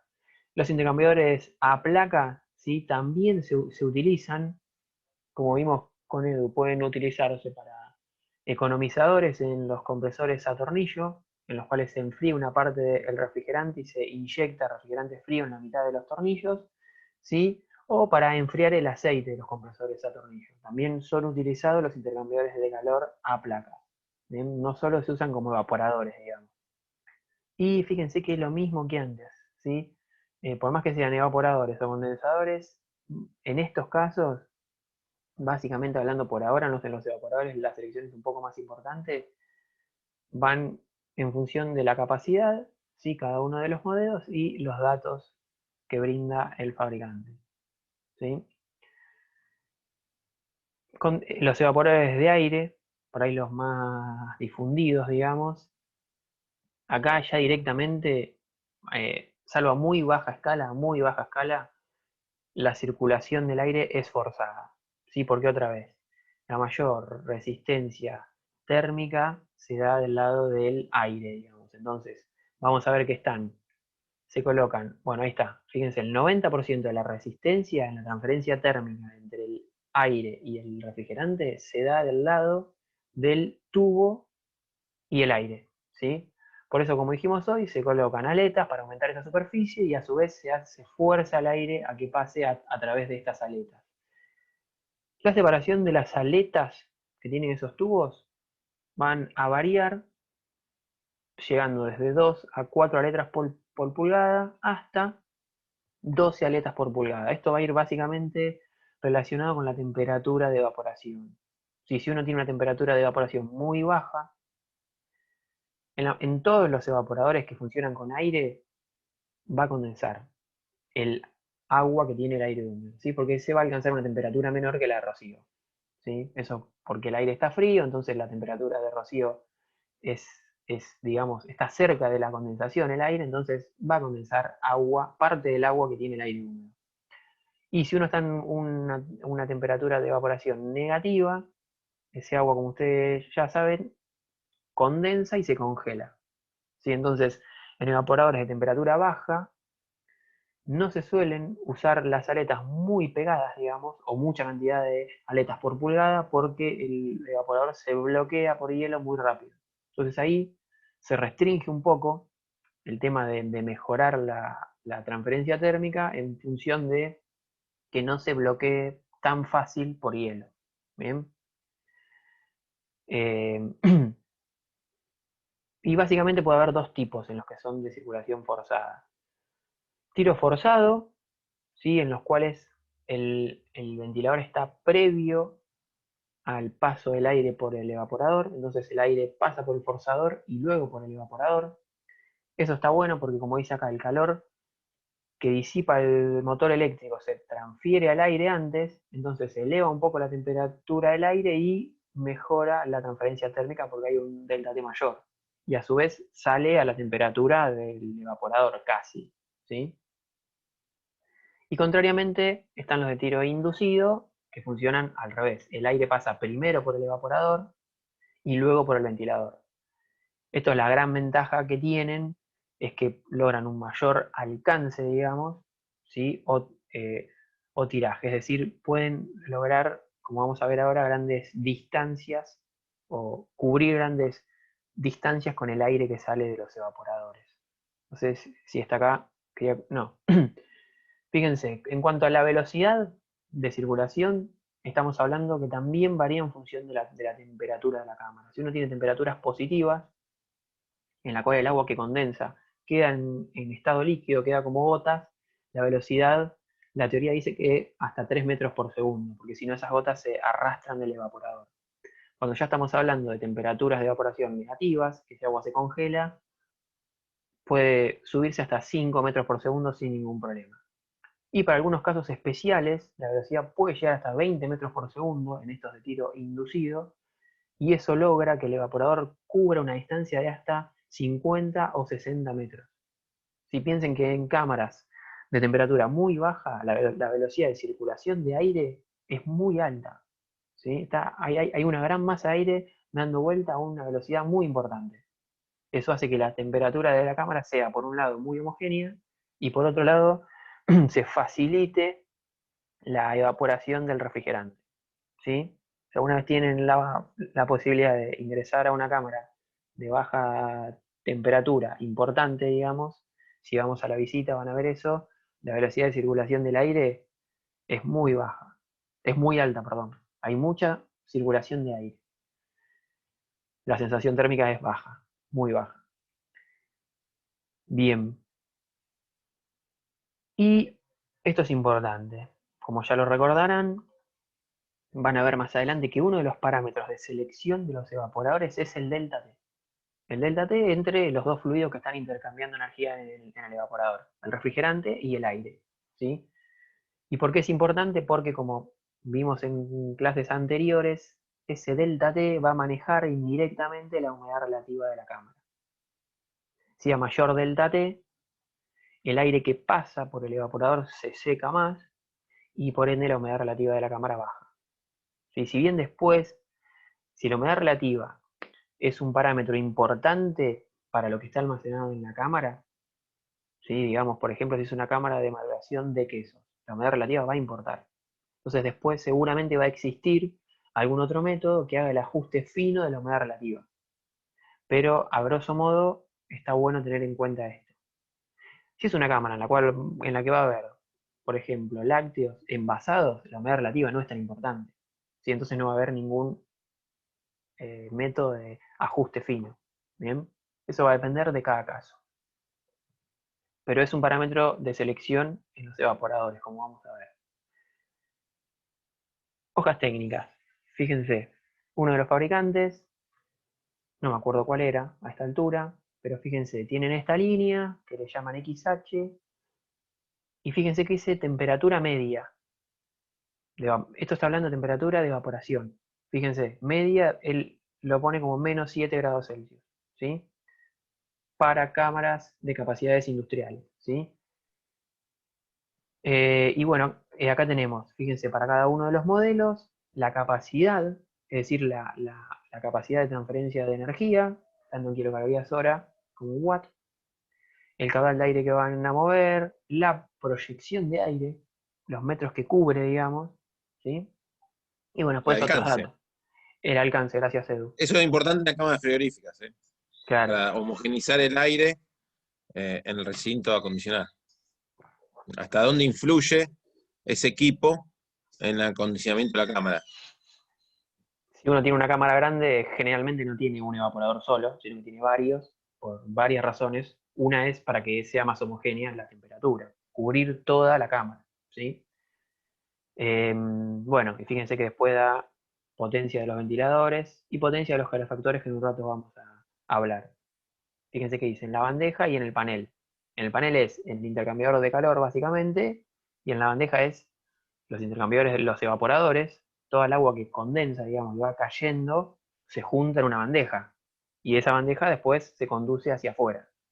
La bandeja también tiene que tener una calefacción, porque está la temperatura de la cámara. Si la temperatura de la cámara es negativa, la bandeja también se va a tener que calefaccionar, si no el agua, perdón, eh, eh, mm, baja del evaporador, pero se queda solidificada en la bandeja, ¿sí? Y bueno, fíjense que en este caso las capacidades se indican para R404A. Eso es lo que dice el fabricante. Fíjense esto antes de cambiar de diapositiva. Media temperatura de evaporación, -7, y fíjense que dice separación entre las aletas, 4,5 milímetros. ¿Sí? Y bueno, da el diámetro del tubo. Pero fíjense que si pasamos al mismo fabricante de 4,5 milímetros, cuando hablamos de baja temperatura de evaporación, ya la separación sube a 7,5 milímetros. Eso es por lo que les comentaba hoy, para que no se bloquee tan fácil por hielo cuando la temperatura de evaporación, fíjense que en este caso la de referencia es -20. Pasó de -7 a -20. Bien. Nos dice en este caso el delta T, calculado con un delta T de 8 Kelvin. Esta es la potencia o la capacidad de intercambio de energía, ¿sí? Y lo mismo que antes, el caudal de aire, la proyección, la superficie, la potencia de los ventiladores para alimentar, para seleccionar el cable alimentador, y también de las bandejas lo mismo, de las bandejas, de las resistencias, perdón, ya sea del panel o de la bandeja. ¿Bien? Y otra vez están en referencia a un refrigerante. Esto para que vayan viendo qué parámetros intervienen en la selección de un evaporador, ¿sí? Va a intervenir la temperatura de evaporación, el delta T, el refrigerante, ¿sí? Esas son las tres cosas más importantes, digamos. ¿Bien? Bueno, justo viene ahora. ¿Qué parámetros son los más importantes a la hora de seleccionar un evaporador? El primero es la capacidad frigorífica que se requiere. Esto lo vamos a ver con Edu en las dos clases que vienen. Las dos clases que vienen tienen como objetivo que ustedes determinen o digan, bueno, esta cámara en la cual se va a almacenar una fruta, la que sea, requiere que se retire tanta energía o tanta potencia, digamos, ¿sí? Eso nos va a enseñar Edu cómo hacerlo. Eso va a ser un input al momento de seleccionar un evaporador. Tantas kilocalorías hora, tantas toneladas de refrigeración, tantos kilowatts, ¿sí? Después veremos cómo se hace en las dos clases que vienen. Otro elemento que es importante es la temperatura de evaporación, como vimos. Como dijimos, la mayoría de los componentes de una instalación de refrigeración se seleccionan en función de la temperatura de evaporación. A grandes rasgos, bajas temperaturas, medias y altas temperaturas de evaporación. Un parámetro importante acá, como vimos, es el delta T. ¿Sí? El delta T entre el aire y el refrigerante. ¿Bien?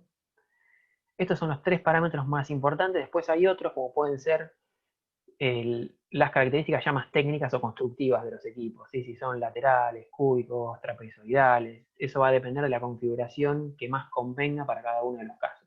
¿Bien? Pero estos son, a grandes rasgos, los parámetros de selección de un evaporador. Si ustedes llaman a un vendedor de evaporadores, le va a preguntar sin duda esto y más. ¿Bien? Dentro de los evaporadores a placas, esto es un tipo especial de evaporadores. ¿Sí? Fíjense que en este caso, configuraciones particulares. No son los intercambiadores a placas como vienen en termomecánicas o como vimos hasta acá. En estos casos, fíjense que el refrigerante va a circular por el interior de estas placas. Estas placas, en este caso, están juntas, digamos, pero tiene un sistema que puede ser neumático, por ejemplo, que las separa. Entonces uno coloca el producto a refrigerar entre medio de las placas, luego se juntan esas placas, ¿sí? Y van por el interior de las placas va a circular el refrigerante, que en este caso sí va a estar en contacto con el producto a refrigerar prácticamente, ¿sí? Entonces ya ahí el fenómeno de transferencia térmica es la conducción. ¿Ven? Hay un contacto directo casi entre el producto a refrigerar y el refrigerante. Nos olvidamos del aire, por ejemplo, o del agua. Entonces son equipos mucho más eficientes, pero mucho más complejos. Como ven, se necesita, por ejemplo, que alguien cargue el producto a refrigerar, que luego lo retire cuando se congeló, por ejemplo. Son muy utilizados en congelación estos equipos.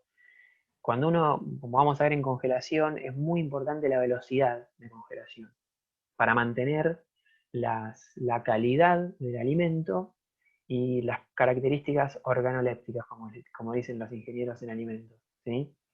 Entonces, en estos equipos se justifica cuando uno tiene que congelar un alimento y quiere hacerlo con calidad, como corresponde, estos equipos más complejos. Así que, por ejemplo, los del tipo verticales como estos, el producto se introduce acá en estos huecos, ¿sí? Que en este caso generalmente es producto a granel, por ejemplo, pescado. El pescado cuando se saca de los barcos, se mete, el mar, perdón, y se mete a los barcos, se meten en equipos que son parecidos a estos. Entonces se congela muy rápido y la calidad se mantiene muy bien, ¿sí?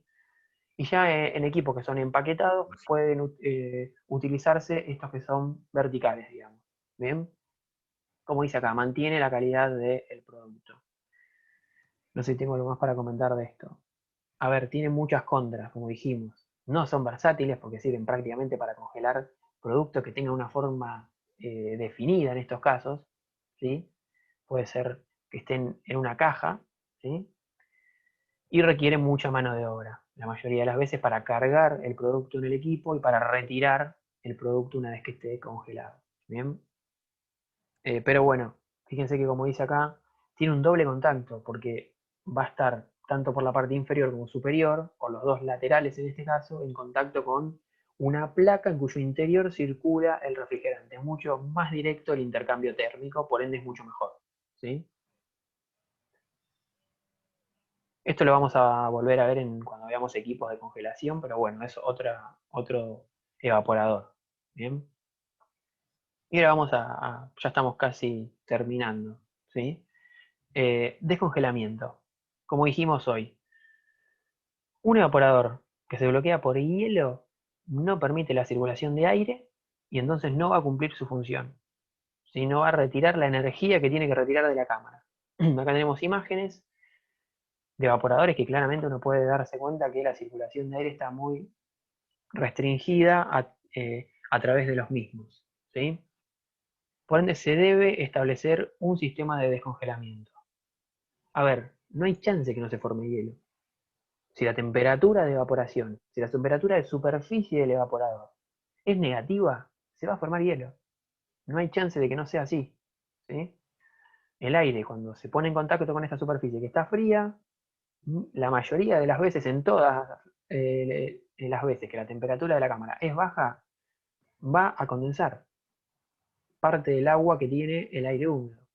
Y como tiene una temperatura, la superficie del evaporador tiene una temperatura que es negativa, se va a congelar. No hay chance de que eso no ocurra, entonces sí o sí vamos a tener en instalaciones de esa clase que tener un sistema de descongelamiento que cada un cierto tiempo interrumpa la circulación de refrigerante, apague los forzadores algunas veces y proceda a retirar el hielo que se formó. Bien.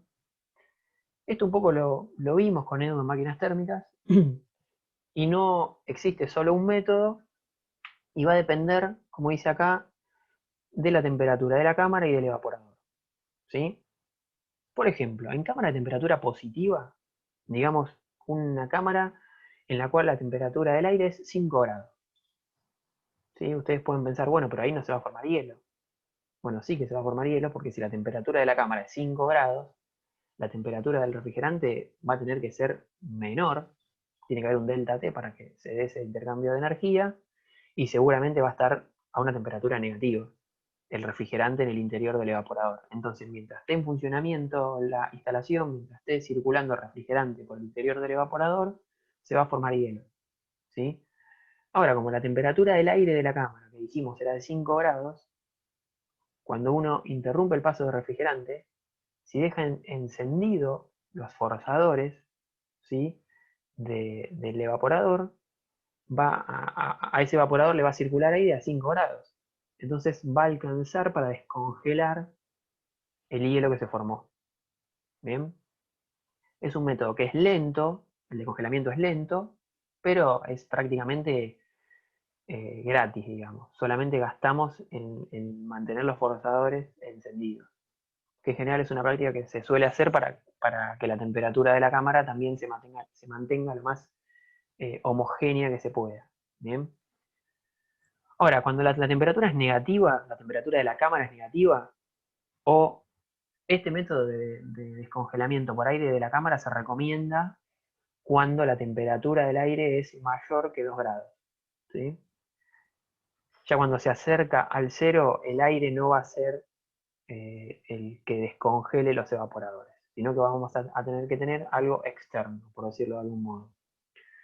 Descongelamiento por agua no es muy utilizado, pero se podría llegar a rociar la superficie del evaporador con agua a una temperatura mínima de pozo, 18 grados Celsius, digamos, 20 grados, y ese agua descongele parte del hielo o el hielo que se forma en el evaporador, ¿sí?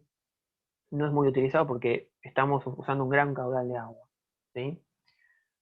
Ya más utilizado puede ser por resistencias eléctricas, como vimos, es decir, como vamos a ver, los evaporadores, el fabricante le introduce resistencias eléctricas que por efecto Joule van a calentar, generan un punto caliente en el evaporador y descongelan el hielo que se formó.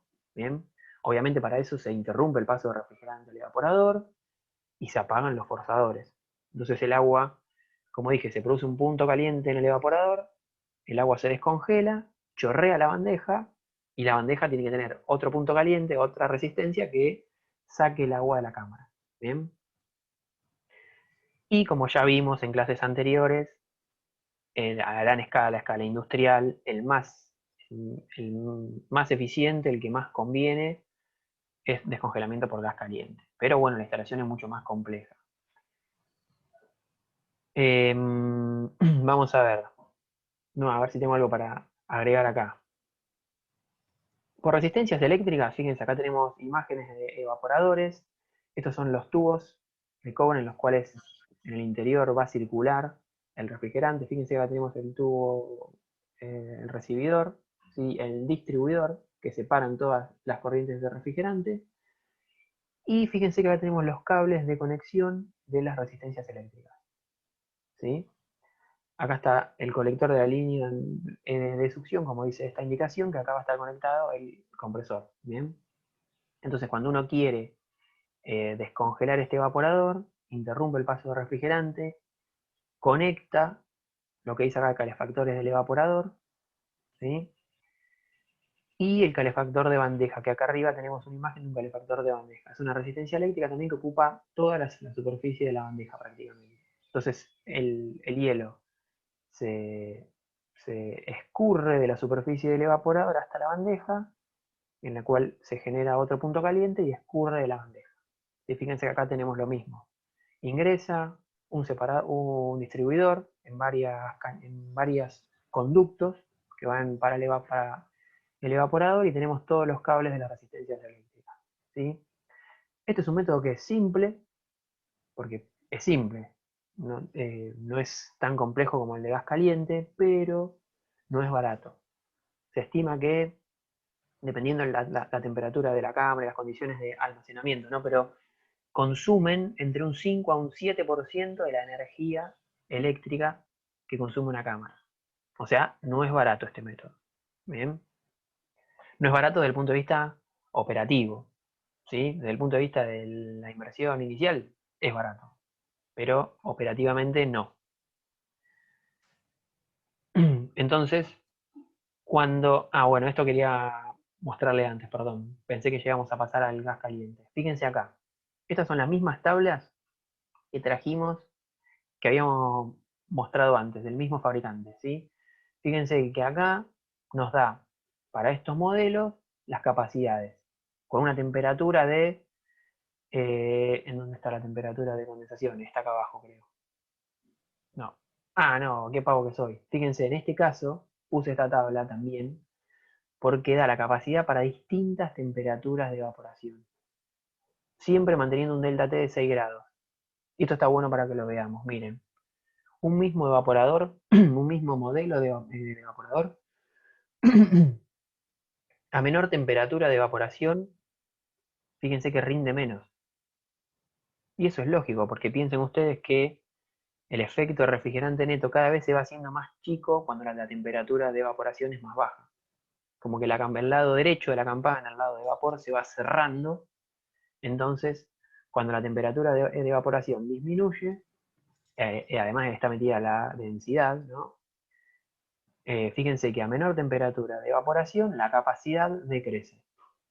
¿Sí? Es lógico. Esta tabla la había colocado por eso. ¿Bien? Entonces, fíjense que acá influye claramente la temperatura de evaporación en la selección de un equipo que, como vimos antes, era uno de los parámetros. ¿Bien? Acá lo vemos claramente. Y estos equipos, otra parte de la tabla que está más abajo que yo la corté, fíjense que además de brindar la potencia eléctrica de los motores, nos brinda las resistencias eléctricas. ¿Sí? La potencia que van a consumir esas resistencias eléctricas. Fíjense que en algunos casos son importantes esos valores. Por eso digo que no es un método que sea barato desde el punto de vista operativo. Es simple, pero no es el más económico. ¿Bien? Juan, Eduardo, disculpame, dale. capaz que te meto un palo en la rueda, pero me surgió esta duda, como si fuera un alumno más. ¿Cuál es la diferencia? Fíjate que cada modelo Sí, aparece como EFA y F1618, o sea, es el mismo evaporador, pero debe tener alguna diferencia sutil, ¿sí? sí, Que le da una denominación distinta. sí, ¿Sí? posiblemente, Edu, posiblemente Sí, sean los que vienen equipados con resistencia eléctrica y los que no vienen equipados con resistencia eléctrica. En otro de los sí, fabricantes, la diferencia en la nomenclatura, que era una letra, también era eso. sí. Vienen con resistencias incluidas o no. Y fíjense cómo arriba, la primer fila de la tabla, ¿sí? Eh, arriba, que da un factor de corrección, en la primera fila Esta. de la tabla, sí. Ah, está bien. Este. Fíjense en cómo el mismo evaporador se puede utilizar en un sistema eléctrico de 50 Hz o de 60 Hz. Esto porque son brasileros, y los brasileros Exactamente. tienen los dos sistemas, ¿sí? Tienen máquinas que generan a 3000 RPM y otras a 3600 RPM. Y la diferencia que hay es en la velocidad de rotación de los forzadores, ¿sí? Ya está diciendo cómo afectar los parámetros que se dan en la tabla si se tiene una frecuencia u otra, ¿sí? Claro, exactamente. Bien. Gracias, Eduardo. Y descongelamiento por gas caliente, que fue lo que vimos el otro día. Voy a traer la misma imagen que teníamos el otro día, primero, ¿sí? Como para ir entrando en calor. No sé si lo recuerdan, pero bueno, línea de líquido, refrigerante en condiciones normales, digamos, viene por acá, distribuidor, se evapora y sale. Cuando hay que descongelar, viene gas de la descarga del compresor hasta acá, se interrumpe esta línea, obviamente, y este gas caliente, vapor sobrecalentado, se inyecta tanto en la bandeja como en el evaporador, ¿sí? Y se cierra esta válvula y retorna, ¿sí? Si hace falta, a el condensador o a el recibidor. Bien. Descongelamiento por gas caliente. Varias cosas para mencionar. Una es que ayuda al retorno de aceite que puede quedar contenido en los evaporadores.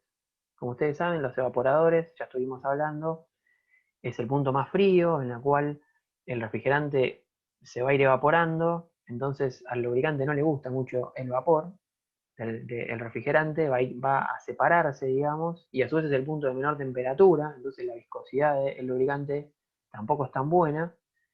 Y el método de descongelamiento por gas caliente ayuda a barrer todo el resto del lubricante que puede haber quedado en el equipo.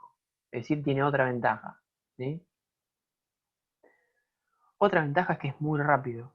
Sí, es muy rápido. Piensen que se inyecta vapor de refrigerante a muy alta temperatura, entonces el descongelamiento es muy rápido en estos casos, ¿sí?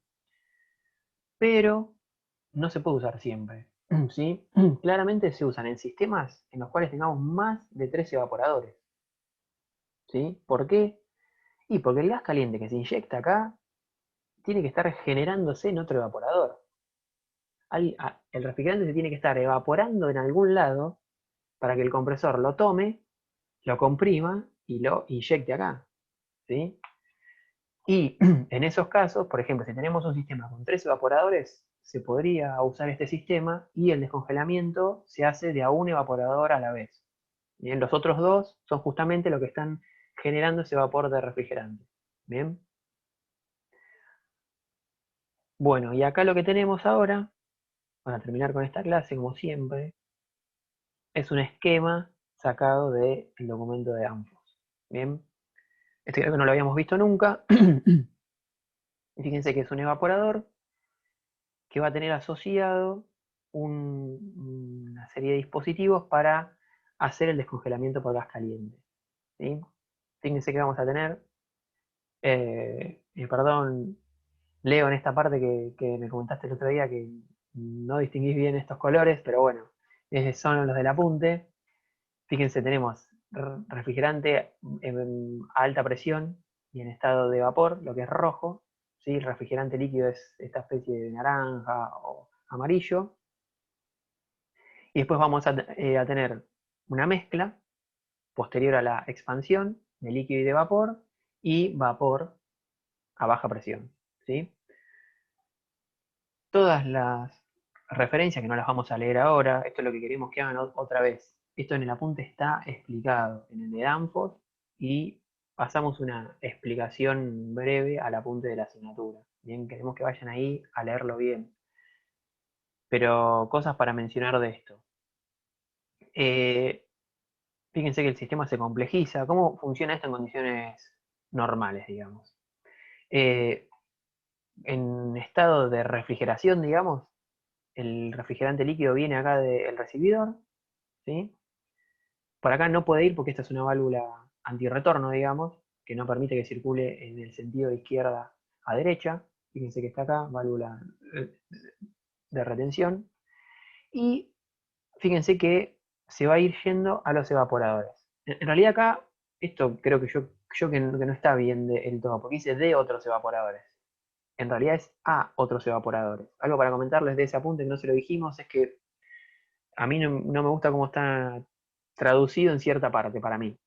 O sea, yo creo que es un apunte que se creó en inglés, se tradujo y en la traducción vieron que siempre algo se pierde. Entonces, si en algún momento ustedes leen algo y dudan, crean en ustedes, porque puede ser que la traducción no sea del todo bien, ¿sí? Esto es a otros evaporadores para mí, como les comentaba, pero bueno, esto en este caso no nos importa. Entonces, el refrigerante viene por acá, válvula de aislamiento, filtro. Esta es la válvula solenoide que va a alimentar este evaporador. Fíjense que está comandada por el controlador este que le entran muchas cosas, ¿sí? Y también salen muchas señales para válvulas, como por ejemplo la señal para esta válvula AKB, que también la vimos la clase pasada o la anterior, que es la que va a ser encargada de alimentar al evaporador de la cantidad de refrigerante que se requiere. Y fíjense que es la que produce la expansión, por eso este cambio de color. ¿Bien? E ingresa al evaporador, ¿sí? Se evapora, sale y va al compresor. Acá llegan de los otros evaporadores. Bien, a los otros evaporadores que pueden tener una instalación similar a esta, van por acá y vuelven. ¿Sí? Al compresor, va al condensador, al recibidor y vuelve acá. ¿Sí? Eso en condiciones normales de funcionamiento. Ahora, ¿cómo actúa esta instalación cuando hay que descongelar? Bueno, cuando hay que descongelar, lo primero que va a hacer este controlador es cerrar esta válvula solenoide, ¿sí? También va a cerrar esta válvula 15 y va a abrir esta válvula 11. Entonces el vapor que sale del compresor va a venir por acá, viene, pasa al evaporador, ¿sí? Y va a ir, ¿sí? Fíjense que ahí va a intercambiar energía con el evaporador que está bloqueado por hielo, ¿sí? Y retorna, fíjense por acá, por esta línea, es decir, ingresa por acá, recorre el evaporador, lo hace en sentido contrario a cuando está en sentido en refrigeración, en un ciclo de refrigeración, digamos. Ingresa por la parte de lo que era la salida antes y sale por acá. Como esta válvula está cerrada, viene por acá y esta válvula sí le permite el sentido de circulación para que vuelva al recibidor. ¿Bien? Así es básicamente cómo funciona. A ver, esta válvula que está acá no es una válvula tan simple, sino que lo que hace, además de interrumpir el sistema, sensa la presión del recibidor, ¿sí? Crea el delta P que se necesita para que circule este líquido que se formó acá, ¿sí? Creo que no me olvido de nada más. Ah, bueno, y en este caso, el sensor, este que está acá, que es el AKS21, es un sensor de temperatura, es el que va a indicar la finalización del ciclo de descongelamiento, ¿sí? Está ubicado en un lugar tal del evaporador que cuando el controlador detecta un cierto valor de temperatura ahí es porque terminó el descongelamiento, entonces interrumpe el paso de esta válvula y abre esta y abre la solenoide, esta, perdón, 3, que es la que va a permitir el ingreso de refrigerante para el nuevo ciclo de refrigeración, digamos. ¿Bien? Edu, creo que querías comentar algo. Sí, que en equipos más pequeños de freón, si esto es un sistema industrial de descongelamiento, en sistemas como el split de su casa, que es el frío-calor, que en invierno funciona como bomba de calor, y piensen cuando una bomba de calor, lo que usted tiene en la unidad interior, lo que está dentro de su casa es el condensador, y lo que está afuera hace de evaporador. O sea, está absorbiendo energía del aire exterior que está a muy baja temperatura, porque es el invierno. Cuando las temperaturas del medio condensante rondan los 0 grados, comienza a depositarse hielo en la serpentina exterior. Y el split de su casa, frío-calor, tiene un sistema de descongelamiento por gas caliente, pero es mucho más simple que este que estamos viendo en pantalla, y básicamente lo que utiliza es una sola válvula de 4 vías, que es la que le permite invertir la superficie de intercambio, y ese ciclo de descongelamiento, que es por gas caliente, lo que hace es, en un periodo corto de tiempo, ¿sí? Invierte y la unidad exterior que da el evaporador comienza a trabajar como condensador, ¿sí? Y obviamente la que está adentro como evaporador, ¿sí? Y ustedes dirán, ¿pero en invierno empieza a enfriar el ambiente? No, porque lo que hace el equipo es inhibe el encendido de la unidad interior para que no haya aporte de aire frío al local, ¿sí? Pero fíjense cómo se puede usar este término de descongelamiento por gas caliente de una forma de este tipo, obviamente muchos más dispositivos en juego, porque las potencias son más importantes y porque no es un sistema central, no es un sistema autocontenido, pero también se puede hacer de forma más sencilla. No hay una única forma de hacerlo. A mí lo que yo estaba viendo acá, que no me llama la atención, que no tengo una válvula de regulación de la presión de aspiración, ¿sí? Porque No, el Danfoss en la primera parte dice que muchas veces se coloca, cuando se puede dar altas presiones en la succión, una válvula para regular la presión de succión del compresor. Y en los sistemas de descongelamiento por gas caliente, puede ser que en el primer instante la presión en el evaporador sea alta. No sé, Sí. Juan, ¿qué tenés para decirme? Sí, no es. Como si fuera un alumno, ¿no? Sí, no, es que creo que en la explicación de esta instalación en particular no dice nada de eso. Lo que sí dice que por ahí impacta, porque está en el comienzo, dice que esta configuración no es tan utilizada, dice Danfoss. Yo creo que es porque más adelante lo que va haciendo es complejizarla después. Si se fijan en el apunte, ellos tienen una válvula que nuclea básicamente 7 u 8 de las que están acá. ¿Sí? Tienen como si fuera es una super válvula que tiene varias de las funciones de los dispositivos que están acá juntas en un único. ¿Sí? Entonces van a ver que le dicen, esta válvula que está acá en realidad hace lo que hacen muchos de los dispositivos que están acá más separados, ¿sí? Vayan al apunte si quieren y fíjense eso que les digo, ¿sí? Está la explicación de esta instalación o configuración y después más adelante sigue con 2 instalaciones más en las que tiene válvulas que son muy complejas, digamos, pero la instalación se hace mucho más simple, ¿sí? Pero no lo sé, Edu, yo creo que eso tiene que ver con el controlador también.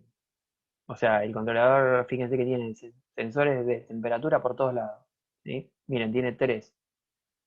O sea, eso también va a comandar estas válvulas. Fíjense que seguramente acá el control es por temperatura y presión, eh, porque esta es una válvula que es solenoide, que va a abrir cuando la temperatura de la cámara suba de un valor que se seteó, y esta es la que modula el caudal de refrigerante, ¿sí? Pero bueno, lo que vos me dijiste no lo sé. No, estas válvulas yo sé que son, fíjense, esta dice válvula solenoide de 2 tiempos. Esta válvula, cuando Sí, sí, inicia sí. el ciclo de refrigeración, cierra hasta un punto, luego se deja Sí. que salga todo el líquido que quedó en el interior del evaporador y después cierra del todo, digamos. Y recién ahí se abre esta válvula 11. Y Bueno, esos niveles de detalle de la la- explicación no se los vamos a pedir, obviamente, ¿sí? Cuando Juan, lean esta explicación no vayan tan al detalle. Sí, Lauta. tengo dos consultas, creo que, no sé si una ya la dijiste y no lo escuché. Todo este circuito de gas caliente para descongelar, o sea, emplea el mismo serpentín que cuando tenés el líquido en el evaporador, digamos. O sea, va por Exactamente. el mismo lugar. Exactamente. El refrigerante pasa por el interior del tubo, digamos. Tanto cuando se evapora como cuando está condensando para descongelar. Fíjate, Lautaro, que las anteriores técnicas que explicó Juan es como que el hielo se va derritiendo de afuera hacia adentro del tubo que intercambia calor, ¿sí? Ajá. Acá no, acá Al aparece al revés. revés. Estoy calentando el caño que está sumergido, el tubo Claro, con por eso es calor más está eficiente sumergido en también, el ¿o no? hielo, También, ¿sí? claro. Y se va a ir descomprimiendo de adentro hacia afuera. Pero la velocidad que se logra con este sistema es mucho más alta. Y aparte la eficiencia, en vez de Claro. gastar energía eléctrica en resistencias o en algún otro tipo de sistema, esto es gratis, porque estoy tomando vapor de la descarga del compresor, lo voy a enviar al condensador, lo estoy redirigiendo y el costo operativo, nada, además me ayuda a condensar, me aumenta la tasa de condensación del refrigerante. Exactamente. Ayuda por ahí a bajar un poco la presión de condensación, si se quiere. Y la otra consulta, ¿o no? No, claro, está buenísimo. La otra era un poco esto que acabas de decir, Eduardo, es si vos cuando metés gas caliente en el evaporador, no, o sea, es un tiempito que vos perdés en el intercambio térmico, eso no me termina Sin duda, de sí. Y cerrar. O cuando sea, inicia el algo ciclo, perdés o no. cuando Bien, inicia el ¿puedo, ciclo Juan? de refrigeración, dale, dale, Edu. Sí. Juan, perdón, Lautaro, en todos los ciclos de refrigeración, lo primero que se hace es se detienen los forzadores del evaporador, ¿sí? Sí, Lo primero que se hace. Porque vos pensás que vos tenés que generar una zona caliente de temperatura positiva dentro de un recinto que puede estar a menos 20 grados, ¿sí? Y vos no tenés la posibilidad de agarrar el evaporador, sacarlo de la cámara, descomprimirlo y nuevamente volverlo a conectar. O parar toda la cámara y llevar la temperatura positiva. Entonces, en todos los ciclos de descongelamiento, lo primero que se hace es se detienen los forzadores de los evaporadores. Se hace el aire que esté rodeando el evaporador sea siempre el mismo y no transferir todo ese aporte térmico, ese calor que se disipa al recinto de baja temperatura, ¿sí? Y de alguna manera el drenaje se va haciendo en forma alternada, porque si en cámaras grandes, como dijo Juan, hay más de una unidad evaporadora. Entonces, si yo sincronizo y alterno los ciclos de congelamiento, siempre la cámara está siendo, digamos, enfriada, ¿eh? Siempre hay un evaporador que está activo y uno va a estar en ciclo de congelamiento. ¿Mm? ¿Se Ah, entiende eso? claro. Sí, es cierto. sí, eso también va de la mano con lo que yo dije hoy, pero no tan Claro. claro. Eso yo me olvidé, que se crea un punto caliente en el evaporador, digamos. Entonces, para crear ese punto caliente, lo primero que hay que hacer es apagar los forzadores. Eso yo no lo dije. Entonces, se apagan los forzadores y ya sea, se encienden unas resistencias eléctricas o se introduce, como en este caso, el gas caliente en el evaporador, digamos. Pero tratando de que la energía quede ahí, digamos, que no se salga del evaporador, porque si no estamos calentando el aire de la cámara y va en contra de lo que se quiere, ¿sí? Claro. Ah, está claro, sí. Gracias, Joya. No, de nada. Bien. Bueno, ¿alguna otra duda de esto? Si no, pasamos a la diapo que sigue, que quedan una o dos que es una pavada, ¿sí? Que es básicamente cómo se comandan estos ciclos de descongelamiento. ¿Sí? ¿Cómo sabe el evaporador cuando hay que descongelar, por decirlo de algún modo, o el sistema o el controlador? ¿Sí? Básicamente hay varias posibilidades, que esto obviamente en instalaciones generalmente se automatiza, digamos, esta función de descongelamiento. El comienzo se puede hacer por un tiempo, es decir, uno experimentalmente sabe que cada tanto tiempo de funcionamiento de la instalación hay que parar ese evaporador, parar los forzadores y descongelar, por el método que sea, ¿sí? Eso se hace experimentalmente, se observa un par de veces de funcionamiento de la cámara y se sabe que cada tanto tiempo hay que parar y descongelar, ¿sí? Otra posibilidad es medir la obstrucción del evaporador, es decir, de algún modo medir el delta P del aire, ¿sí? O medir el delta P que sufre el aire al atravesar el evaporador. Cuando ese delta P es importante, se supone que se bloqueó por hielo, ¿sí? Es un método que es más caro, pero es más eficiente, porque se descongela cuando hace falta, digamos. ¿Bien?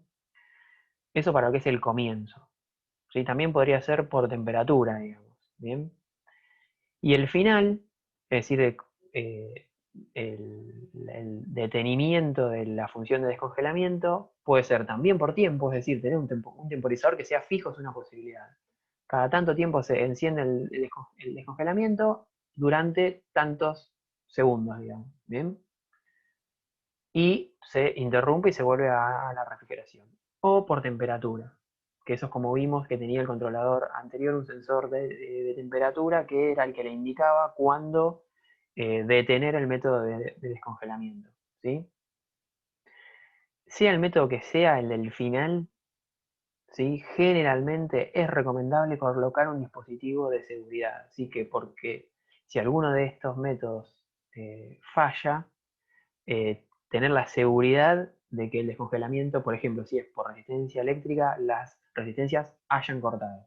Y entonces se puede colocar algún método extra de seguridad que actúe solamente en un caso de funcionamiento anormal del sistema que termine con el ciclo de descongelamiento.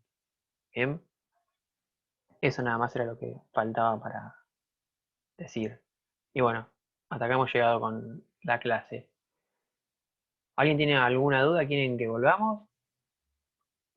Si no, dejo de grabar y nos preguntan lo que quieren sobre esta clase, o sobre lo que quieran. Por mi parte no, Juan. Bueno, vamos a cortar con la grabación. Nos vemos la semana que viene, o la clase, digamos, que viene.